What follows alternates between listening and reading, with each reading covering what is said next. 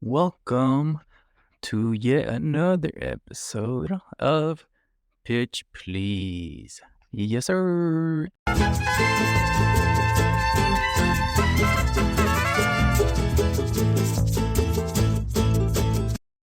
My name is Omar. Welcome to another episode of this football fun comedy podcast. We're going to go ahead and get started on the International Week with the main topic being the U.S. facing mi selección de Mexico on Sunday for the final of the CONCACAF Nations League. All right. It's an official game.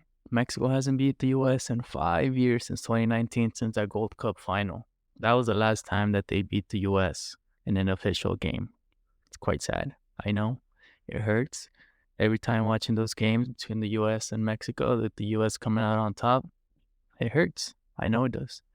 But it just comes to show you that the best team, our team, remember that, because my team is the best team.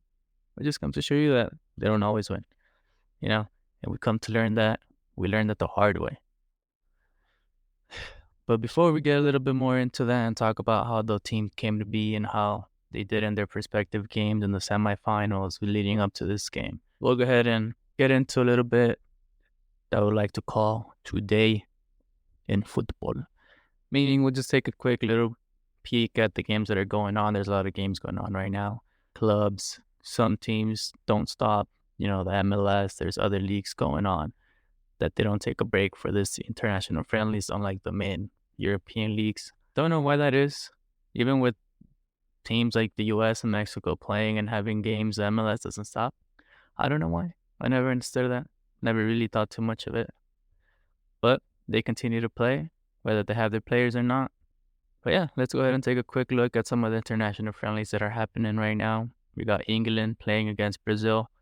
Brazil is up 1-0. Endrick with a goal. I was watching that game for a little bit. England was on top of Brazil the whole entire time. Corner after corner, trying to find Slabhead Maguire in the box. Corner after corner, play after play, keep punching that out, right back to England in possession. They looked like they were doing really well, but the way that England does, I told myself, I was like, I wouldn't be surprised if Brazil finds a way to get ahead. And said and done, they were defending, and somehow they got a goal in. Endrick with this goal against England, and yeah, Brazil's up 1-0. So it didn't really surprise me at all. We got Denmark playing Switzerland, 0-0. France, Germany. Germany went up from the very first minute, I think. Up with Florian Wirtz, now Bayern Leverkusen showing up. Yeah, Germany is up 1-0 at the half. Tunisia, Croatia, 0-0. Republic of Ireland and Belgium tied 0-0. And Canada, Trinidad and Tobago, 0-0. I believe that's what I don't know. Copa America playoff. And then we have Costa Rica, Honduras playing later on. The shocking result in the MLS, New York Red Bulls 4-0 against Miami. Inter Miami, that's Messi's Miami. With Lois Morgan scoring a hat trick. Did Messi play? I don't know. I didn't even know they were playing. But like I'm telling you, no Messi. That's right. Yeah, that's right. He's with Argentina. I don't even think he's playing with them because of an injury. New England, Chicago, 1-1 final. Then we got a bunch of games playing on later. Let's see. The teams that matter the most, Galaxy, Kansas City at 5:30, LAFC, Nashville, 7:30. So good games. Good games. And we have the Liga MX, the best league in the world. Ya tú sabes. La Liga MX. Juárez against Puebla. Y mis Pumas juegan mañana, creo. No. Nomás un partido, yo creo que es... I think that's a pending match that they had. Well, that's all I got right now for Today in Football. Let's see what else we got.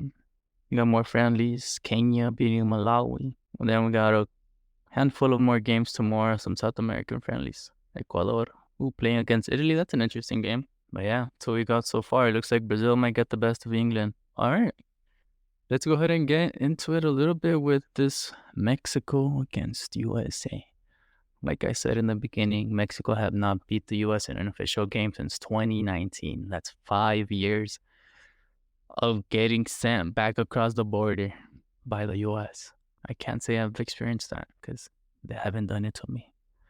But the U.S. here in the States, I've been getting the best of us Mexicans, man, when it comes down to football. And it's annoying, it's frustrating seeing that. And partly I would say because of how the way that they carry where they manage the Selección Mexicana. First of all, let's get started in the goal. Like, how is Ochoa still the starting goalkeeper? Don't get me wrong. I love that guy. Love his hair. Wish I had his hair. Those you can't see in the video, but I don't have nearly as much hair as him, except maybe on my chin. But that's besides the point, right? I find it hard to believe that there isn't another goalkeeper that is better than him or that deserves to start more. I don't know if it's a seniority thing or the fact that he's just been there for so long, but he's a starting goalkeeper somehow, some way. And if I am not mistaken, I feel like they're probably going to take him to the World Cup 2026. And he's, I mean, it's going to be a great record. I mean, it's going to be, 5 World Cups? What other goalkeeper has done that? Or what other player even getting to play in 5 World Cups? That's pretty insane. But I feel like that's one of the main reasons, because I really don't think that we don't have a better goalkeeper. Off the top of my head, I just can only think of the goalkeeper from Santos. So he's one of the guys that I think maybe deserves to be starting over Ochoa, but I'm sure there's been a couple others, unless the level of like the Mexican goalkeepers is that low that we need to keep going to Ochoa and relying on Ochoa as our starting goalkeeper, especially in these bigger games against the U.S. I mean, I get it. Experience is a big part that plays into that, but going back to that with the way that the selección or la decepción mexicana, as it's been the last couple of years, porque nada más decepcionan y no ganan, especially against Estados Unidos, pisses a lot of people off, makes us feel pretty shitty, I would say, and embarrassed, honestly, of the way that sometimes they play. I mean, talking about embarrassment, who can forget the fucking 7-1 against Chile, which again, Ochoa was in goal, not blaming him, but it just sucks that it happened to him. But yeah, Mexico against USA, another chance to maybe change things up because of the way that things have been going. But yeah, that will be the game, and I'm not even sure if I'll get to watch it, but hopefully I do. Hopefully I have time. If not, I'll definitely be catching up on it and seeing how things go. Hopefully Mexico wins. And then we're talking about the U.S. The only thing that would make me kind of, I don't know, get me high hopes or hope that Mexico gets a chance is the fact that they almost lost. The U.S. almost lost to Jamaica. Right? They were losing actually up until some of the very last minutes, in which then the U.S. tied it up, and then they had to take it into extra time. Oh, and it was an own goal. Wow. I just looking at that, right? So Jamaica technically 1-0. They should be playing Mexico in the final. Nah, but yeah, Jamaica scored in the first minute, and then they were defending all game, I'm assuming. I could see how that game would have gone with the U.S. Yep, almost 80% possession. Yeah, so I can see how that game went. It was, Jamaica went up ahead early and then just defended the whole time, kind of like how England was playing with Brazil. But the 96th minute and own goal, man, that must have hurt for the guy that scored that. Definitely hurt. I haven't been one to score many own goals, but I've gone playing as a goalkeeper. I've gone and scored on an own goal or two in my lifetime. Not the best feeling. But yeah, 96th minute own goal to keep your team from going to the final. That must have hurt. And then the U.S. with minute 96, 109 in extra time. Went up to reach the final.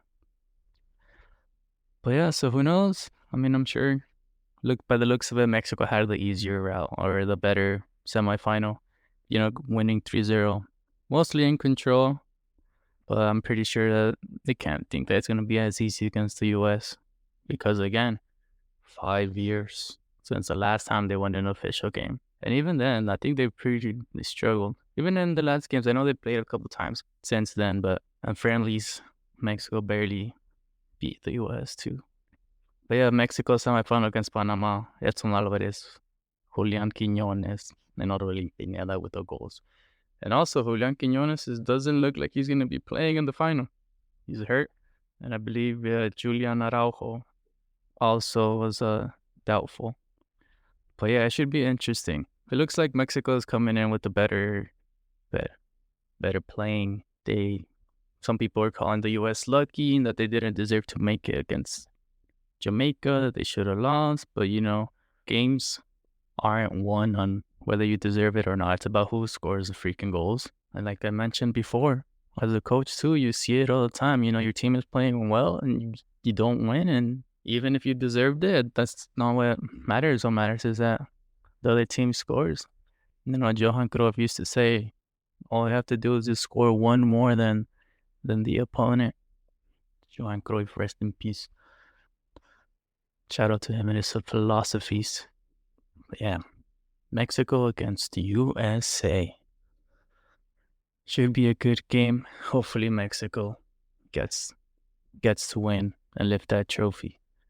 Because honestly, I'm tired of hearing these what folks, all these Americans talking smack on Mexico.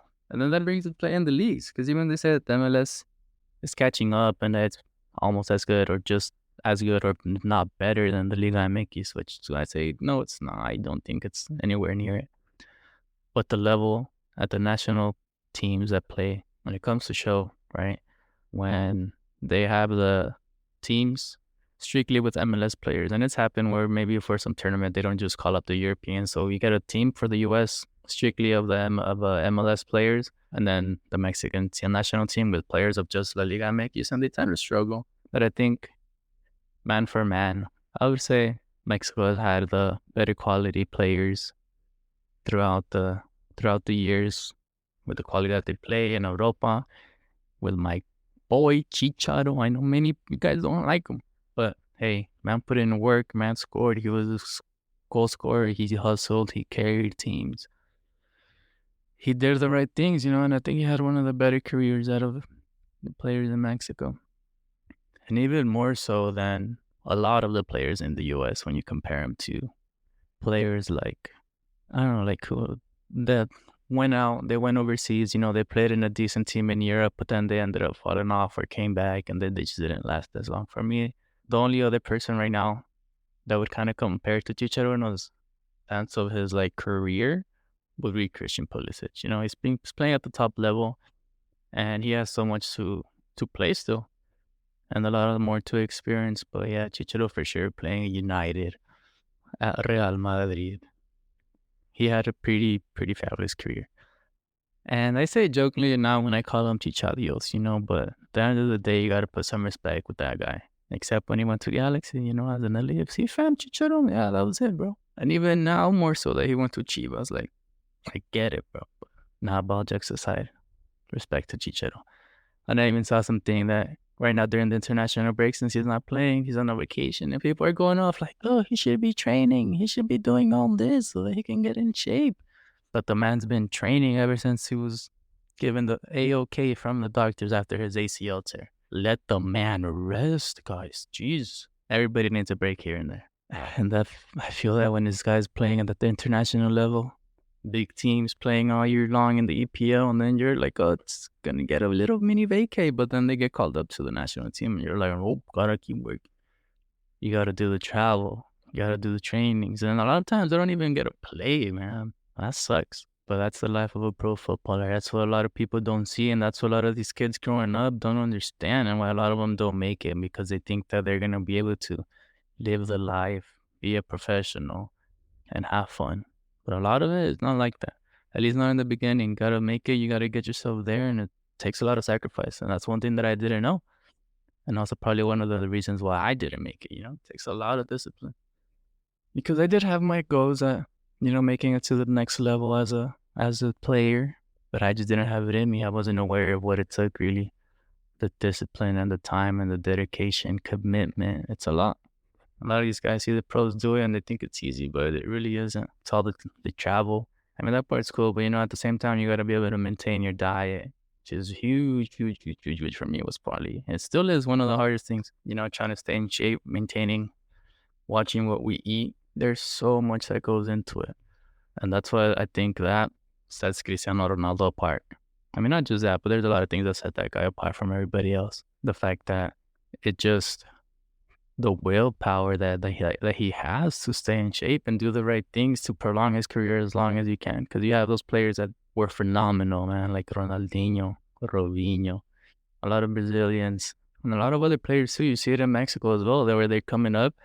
Alexis Vega, Giovanni Dos Santos, man, all those guys super super talented, but the lavish lifestyle, the partying, the lack of discipline cut their career short. They could have still been playing right now. There's a lot of players their age that have been continuing to play 10, 15 years, man, but it takes a lot, and not everybody has it in them. Luckily for them, they were able to get there, have their moments of glory, and experience the life, but where are they now, you know? It takes a lot. And it takes a lot, and then these kids, they don't understand that it's going to be a lot of sacrifice. And even at the level right now that I play, it's kind of like an upgraded Sunday league, I would call it. Or I don't know.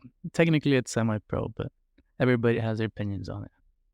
But even then, you know, to play with this team at the level that I'm at, it takes a lot of time away from, you know, your family. You have to schedule your work around the games. Because to us, we might be like, you know, we have other things to do, but the coach, the organization that you're a part of, to them, that's everything, you know. And if you're not aware of that, you're not respectful to that, you're gonna be missing games. It's not gonna be a successful organization because all the players are not gonna have the understanding. And I think it's hard, especially in this culture here in the US, going on and actually dedicating yourself to it. But that's what people need to understand. And young players, they have to be willing to make those sacrifices, you know, the partying, the going out, the staying up late. A lot of the successful players aren't doing any of that. And you see it, and it's a shock to people when they do see players doing that. Marcus Rashford, for example, you know, after that City game, he was out at a club. I think it was his birthday. And people are saying, oh, why is it partying? You just played against City. You lost. You should be training, you know. Like, people can have fun, but gotta pick and choose when. And if people see it, they're not going to agree with it. But it's part of the sacrifice that at least the players at that level that they have to deal with. But yeah, it takes a lot of discipline, commitment, time, dedication. And again, some of that stuff that I didn't have, which is why I didn't make it. I don't know if I had the talent either, you know, but I'll leave that for other people to decide. But yeah, Mexico versus USA. It's in Texas, AT&T Stadium. One of my buddies, he was like, let's go to the game. This Gabi, if you're listening, bro, estás bien loco, güey. Pero pick me up, si vas, güey, no mames. Nah, but yeah, that'd be a dope experience going to live game. I've only gone to one Mexico game, and it was actually this last winter when they played against Colombia in LA. It was a fun experience. Mexico, we're winning 2-0, and they lost 3-2. Valiendo madre. That's why they call him La Decepción Mexicana. But you know, I gotta watch my boy Chino Huerta play from Pumas. Hecho en Seúl. That's right. Seúl. You guys haven't seen that video. Pretty funny. But yeah, gotta see that guy, Chino Huerta, boy from Pumas. That's been the only time I've gone to see Mexico live. And again, because a lot of people don't agree with it, with the way that the selección is, they're like, oh, no, I'm not gonna waste my money. I'm not gonna do that and do this. It's just a business. And I get that, but, you know, I had never seen them live. So I decided to go. Yeah, it was a good time. But even then, when the people see the selección and like they think that way, and a lot of people, you will not like them, and they're gonna say that they're not gonna give them their money. There was still a lot of people that will go and pay whatever amounts that the tickets cost, and I guess that was one of them. But yeah, hopefully they're able to win. Hopefully they thrash the U.S. and take back Texas. That's right, we're taking Texas back because it's time, and the people of Mexico deserve it. I say, with my thinking of how the game's gonna go, you know, I think the U.S. is gonna have possession. They're gonna be good in possession, but Mexico's gonna find a way with Chucky, with Santi Jimenez. Talking about Santi Jimenez, I got pissed because he didn't put him in against Panama. That bro was out there kicking benches and shit. But I think, like, bro, relax. Ya van ganando 3-0. No te agüitas, mijo. You'll get your time. And even better if it's against the U.S. And it's even better if you score and you win. I will be forgiven. But yeah, players gotta chill with that shit, bro. Just porque no jugaste. Tranquilo, bebé. You'll get to play. Better do it against the U.S. than fucking Panama. He goes off and he scores unos chigolazos against Panama. Ya que van 3-0, we quedamos 5-0. Like, same shit. Better save him for that game that actually matters. Or that will matter too, but the one that's even more important. Pero así es, mi gente. Gotta take back Texas because it belongs to the Mexicans. That's right, it belongs to me. You gotta take it back. All right. Final score prediction for Sunday's game. I think a fácil 3-1. Digo 3-1. Goles de Edson Álvarez, Chucky Lozano y uno del Bebote Jiménez. Nada más para que no se agüite. Ojalá y juegue, lo meta el Jimmy Lozano. Also Jimmy Lozano, Mexico coach, Pumas legend. Of course, we gotta stay repping. We gotta believe in the Lamborghini. Porque tiene que ir al 100, güey. Tenemos que llegar al mundial bien perrones. Y ojalá nos toque verlos también. Pero así es, final score prediction 3-1. Ahí damos el gol de Estados Unidos, ¿a quién se lo damos? A ver, ¿a quién se lo damos? ¿Quién cree que meta gol de los Estados Unidos? Pues el más obvio, ¿no? Se lo damos a Ricardo Pepi. Yo creo que Pepi mete gol. Shout out to Pepi, the homeboy. No Ricardo Pepi, el Pepi Arroyito. Que no se agüite lo vale. A ver cuándo lo tenemos aquí también. Pero así es. Mi final prediction para el partido de México-Estados Unidos. To take back Texas. México 3, Estados Unidos 1. En extra time también. Sí, no le vamos a extra time, digo. Que vayan 1-1 y México les mete a los dos en extra time. Así como se lo hacían a Jamaica. Le damos un taste de su propio medicine. Y luego, we take back Texas. Así es. Porque Texas le pertenece a los mexicanos. Ajua! Let me know what you guys think. What score predictions? And who's going to score? Or if I'm wrong, but I'm probably not. And if you think I'm wrong, you probably don't. That's wrong. Just kidding. Hashtag kidding, not kidding. I would appreciate any feedback, reviews, comments, suggestions, which I may or may not listen. Because, at the end of the day, I'm going to do whatever the heck I want. But yeah, let me know what you think. Let me know your score predictions. Who's going to win? Who's going to take this trophy home? All right? Much love. Remember, my team is the best team. Peace.